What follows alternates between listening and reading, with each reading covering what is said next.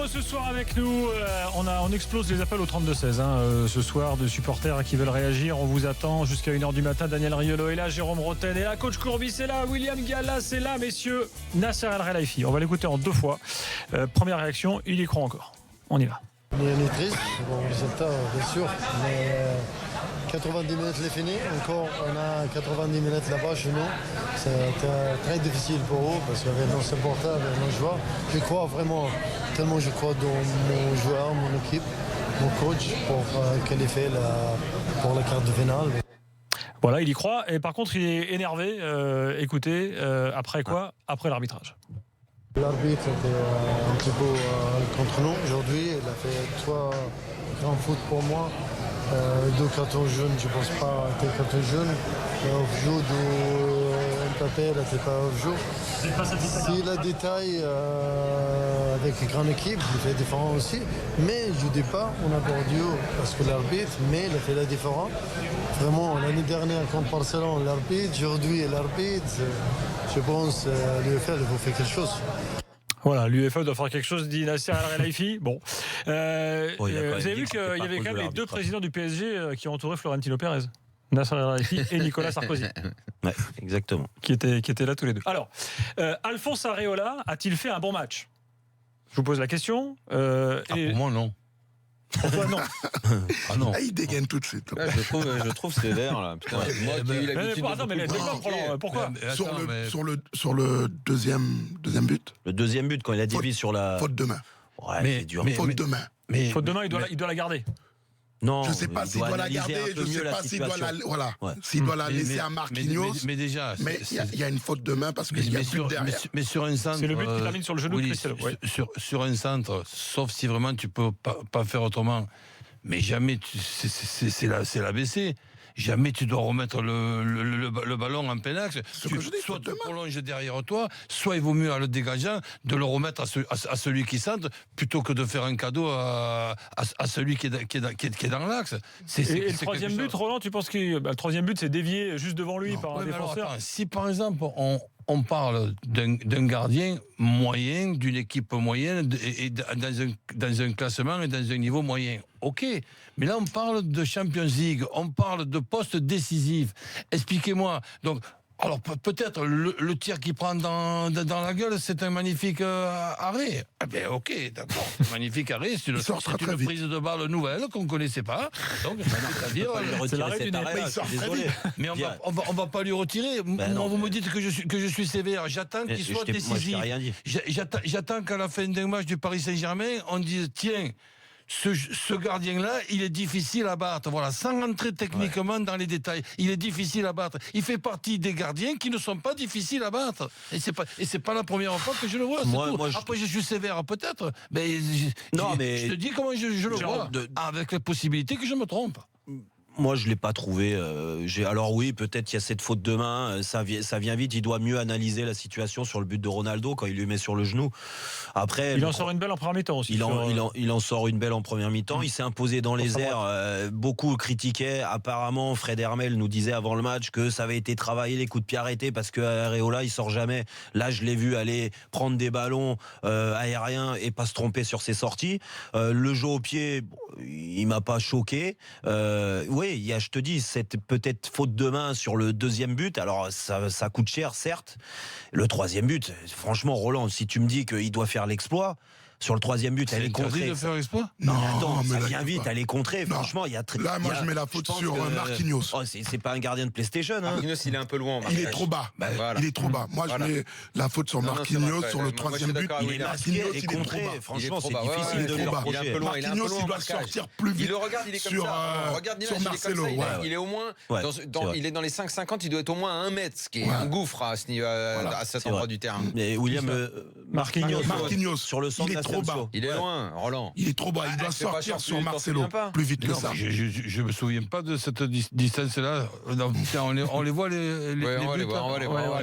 On regarde le troisième. En attendant, Tanguy est là au 32-16. Salut Tanguy. Salut les gars. Toi, tu voulais parler de Neymar. Déjà, il se rate un peu sur le dégagement. Juste sur BFM Sport et SFR Sport 1, on revoit le but. Voilà, donc comme ça, chacun se fait une idée. Alors, tu voulais parler de Neymar, Tanguy, on t'écoute. Ouais, je voulais parler de Neymar parce que au final, je veux pas cracher sur lui parce que c'est quand même un top 3 mondial. Mais au PSG, je trouve, au final, quand il a le ballon, il veut jouer toujours tout seul. Il fait pas de passe à Cavani. Il veut à chaque fois, il y a au moins 10 ou 15 touches de balle à chaque fois. Et notamment les 15 premières minutes, il a touché 3 fois le ballon, il l'a perdu 3 fois. Je trouve pas forcément, notamment ce soir, qu'il est réellement bon au niveau collectif, quoi. Enfin, après, t'es pas satisfait de son match global, quoi?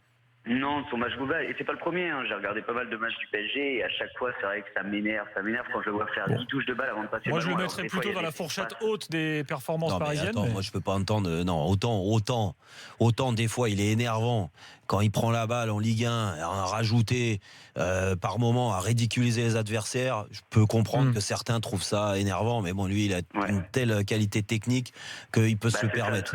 Mais aujourd'hui, franchement, c'est Tanguy me dire qu'il n'a pas joué avec ses coéquipiers, oui, peut-être en première mi-temps, je le vois, il a perdu 2 ballons d'entrée de match.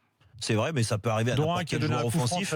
Mais à chaque fois qu'il y a eu du danger et que le PSG a mis de la vitesse dans son jeu, c'est quand ils ont touché Neymar. À chaque fois, il a éliminé ses adversaires. Alors oui, il s'est déchiré sur 1 ou 2 frappes. Il a quand même donné un caviar à Cavani qui a frappé alors que le but était quasiment le but de 2-0 et le retour du défenseur qui l'a contre. Il a donné un caviar en deuxième mi-temps à Mbappé en rentrant. Ça fait beaucoup pour un match. Je trouve que le dernier quart d'heure, il s'est éteint. Il était, je pense, fatigué physiquement, mais franchement, c'est vrai qu'il est à la base de beaucoup de choses dangereuses. Moi, je suis d'accord aussi. Pas assez bien exploité. Parce qu'il est à la base de tout, mine de rien. Et moi, je le trouve globalement dans l'ensemble bon, mais c'est un coup, je dois la donner, je la donne pas. C'est les choix, quoi. Donc, c'est vrai que pour un joueur de ce niveau, t'es en droit d'attendre qu'il s'en trempe un peu moins. Cristiano fait un mauvais match, mais il est hyper décisif. Et Neymar fait un match correct, mais il est pas hyper décisif. Arrête, c'est pas un match entre Ronaldo et Neymar. C'est une comparaison un peu facile. Évidemment, mais n'empêche que c'est des comparaisons qu'on fait en permanence. Cristiano, Messi, Neymar, tout le monde le fait de tomber là-dedans. Gilbert, il y en a un qui marque 2 buts, il y en a un qui marque 2 buts, il y en a un qui marque pas. Mais Gilbert, t'es pas obligé d'avoir. Si tu le prends comme ça, Jérôme, je m'incline. Mais voilà, regarde Roland, il est circonspect quand qu'est-ce qu'il me raconte? C'est un raisonnement de cours d'école, on dirait que t'empiles des cubes, machin, lui il a fait ci tout. Non, le mec il est pas bon, il est pas bon. Peut-être que Neymar, c'est pas son meilleur match, mais bon, je le trouve quand même satisfaisant. Ah oui. Il est bien sûr. Il est dangereux. Ce qui m'ennuie dans ce match-là, c'est de ne plus voir Cavani, Mbappé et Neymar terminer le match contre ce Real Madrid de ce soir. J'ai l'impression, quand il y a les changements, qu'on est en train de jouer contre une équipe monstrueuse. Mais ils ont été quand monstrueux, le Paris Saint-Germain ce soir, ou alors j'ai pas vu. Je sais pas. Tu sais, quand on parle de Neymar, il a été à son niveau. On l'attendait comme ça. Moi, j'ai pas été surpris. Par contre, j'ai été déçu. Mbappé était un peu déçu de Cavani. C'est sur les 2-3 glissades. Donc on se dit, mais quel crampon il a mis dans les premiers quarts d'heure. Et il manque pas grand-chose, justement, pour à la suite du dribble, de l'accélération. Il manque plus que la frappe. Et là, il y a 2 glissades. Excuse-moi. Il y a des stats de Neymar, là, 24 ballons perdus. Non, mais 86 ballons touchés. Sur 86 ballons touchés. Pour un match à l'extérieur. Alors je veux bien que ça soit Neymar, c'est sûr, il a des stats incroyables en Ligue 1, toujours à 100-120 ballons touchés. 86, c'est énorme en Champions League, c'est énorme par rapport à son efficacité. Il a été là. Le problème du PSG pour marquer des buts, pour être encore plus décisif, c'est le talent des autres joueurs qui n'étaient pas forcément là ce soir. Mbappé trop inconstant, Cavani on l'a quasiment pas vu, il a eu une grosse occasion en première mi-temps, mais après il a rien eu. Alors qu'on me dise qu'il avait pas de ballon peut-être, mais il était peut-être pas dans un grand soir. Et son arrière gauche qui est derrière Neymar d'habitude, Berchiche, beaucoup de mauvais choix aussi. Berchiche, il n'avait jamais joué en Coupe d'Europe. Excuse-moi, donc t'as jamais joué, donc t'es obligé d'être moyen. Une question que je vous pose à tous les quatre, parce que on parle d'inspiration, des fois dans les commentaires aussi on peut être mal inspiré. Le Real de ce soir, qu'on voit ce soir, qui bat le Paris Saint-Germain 3-1, ce Real-là, et je le souhaite pour Zizou, si le Real se qualifie, c'est le futur, c'est d'un niveau d'un futur de vainqueur de Champions League. Daniel le disait tout à l'heure. On était d'accord là-dessus. Mais là, la liste des équipes qui sont au-dessus, on la connaît déjà. City est au-dessus, Liverpool Quand on les voit ce soir, la baffe qu'ils ont mis. Je suis pas sûr. Liverpool, je suis pas sûr. Barcelone, ils peuvent craquer à n'importe quel moment, Liverpool. Liverpool, Madrid, je suis désolé, Madrid passe. Arrête. Il y a un truc qui est flagrant. Liverpool, je les ai vus jouer plusieurs fois. Moi aussi, attends, on commente les matchs. Je peux te dire, des fois, on s'emmerde à commenter certains. Mais City, Barcelone. Barcelone. Oui, mais non, mais là. Le Bayern. Le Bayern. Non, mais là, vous êtes en train de parler des équipes qui techniquement peuvent être super. Non, moi, je te parle physiquement. Déjà, parce que au bout d'un moment. Non, mais à un moment, il faut aussi être efficace contre eux. Il faut leur faire mal. Oui. Le problème, c'est de leur faire mal. Daniel. Le problème, c'est à un moment, le Real, il faut qu'il y a un truc qui est propre aux champions, c'est que déjà, ils impressionnent. T'es sans arrêt en train de te dire, putain, il y a Cristiano Ronaldo que même s'il est mauvais, il peut te mettre 1 ou 2 buts. Et il y a des mecs qui sont bons. Et les mecs ont quand même une qualité incroyable, c'est un caractère de fou. Et ils impressionnent souvent les adversaires. Et c'est pas tant, il faut pas tant chercher les équipes qui sont intrinsèquement meilleures qu'elles. Il faudrait chercher les équipes qui vont pouvoir les regarder dans les yeux sans être intimidées. Le Barça sera jamais intimidé. Mais franchement, ce soir. Il y en a beaucoup qui vont l'être. Mais t'as senti le PSG intimidé, toi? À un moment, ils ont été inconstants. À un moment, tu les. Ils auraient dû faire mal. À un moment, tu dois aussi faire un peu mal. Ils auraient dû faire mal en première mi-temps avec malheureusement les mauvais choix de Neymar. Les ouvertures, tu les as. Mets-leur sur la gueule, putain. Va les mettre les buts. Les occasions, ils les ont. Va leur faire mal, tu leur fais pas mal, tu prends 3-1. Un moment Naples, l'année dernière, ils ont fait la même. Naples, c'est une très belle équipe, mais c'est tendre, ils ont pris 2 fois 3. On parle souvent de la bonne étoile de Didier Deschamps en équipe de France. On dit il a une bonne étoile au-dessus de sa tête. Elle a toujours été là quand il était joueur, quand il était entraîneur. Tout ce qu'il touche, il gagne. Je suis pas loin de penser que Zinedine Zidane aussi, c'est pas il a une bonne étoile, c'est que le mec, il est là avec une équipe qui a une totale confiance dans les gros matchs. Daniel, il faut appeler un chat un chat. Mais c'est pas que de la chatte, voyons. Ce soir, le résultat, excuse-moi, sur la fin de match. Le résultat, il est plus dû au PSG qui ne met pas les buts quand ils doivent les mettre qu'au coup de chatte de la fin. Mais écoute, moi je te dis. Tu t'exposes au coup de chatte parce que t'as pas réussi à mettre les buts. Ça arrivera pas tout le temps, ces coups de chatte. Mais ce qui est sûr, c'est qu'ils l'ont eu sur la fin de match. Gagner ce match avec la qualité du Real Madrid aujourd'hui, 3-1, franchement. S'il n'a pas 2 étoiles au-dessus de sa tête, non, je comprends. Il y a eu des mauvais choix. Allez, William, le mot de la fin pour toi. À un moment, il décide quand même. Il décide à un moment de déséquilibrer son équipe et une bonne fois pour toutes, Mbappé, Neymar, des occasions, ils en ont eu. Tu pouvais le mettre dans la merde, Zidane, vraiment. Et tu l'as pas fait. Je suis d'accord avec toi. William. Déjà, tu termines pas avec ton trio. T'appelles William, toi? Avec lui, tu termines pas quoi? Tu termines pas avec ton trio. Tu transformes ton trio de ces 3 monstres en duo. Voilà. Vas-y, William.